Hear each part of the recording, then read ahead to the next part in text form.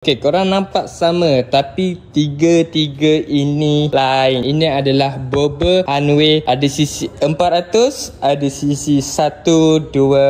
So yang mana kalau korang boleh tengok 400cc dengan 125cc. Paling baru sekali 125.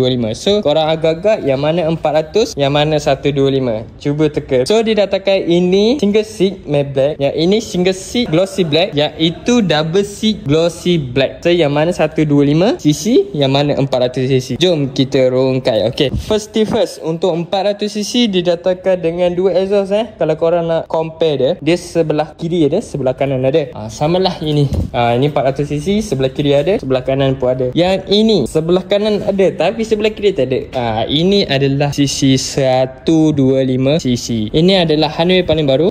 Didatakan dengan engine 125. Dia sama je kalau korang tengok, tak ada yang beza, sama. Cuma dari segi engine dia 125. So ini tidak perlukan sebarang B full sebab dia bawa 250cc, sebab ini 125cc saja. Kalau ini 400cc perlukan B full. Tayar dia besar, tayar dia 16 inci depan dan belakang. Itu paling jackpot kiranya. Kalau korang bawa tu memang nampak solid. Bobber ni nampak solid sebab tayar depan belakang dia besar. Lepas tu dia punya exhaust kiri dan kanan tu dua. Bobber ni single seat, saya cakap memang betul-betul jahat lah. So jom kita tengok dia punya area button ni. Ini button sebelah kiri dan ini juga button sebelah kanan, dan ini meter dia. Dia ada analog dan juga digital. So sesiapa berminat untuk dapatkan Hanway Bobber 400cc 125cc, korang boleh dapatkan di Motorcycle Center di Petaling Jaya ataupun MSC PJ.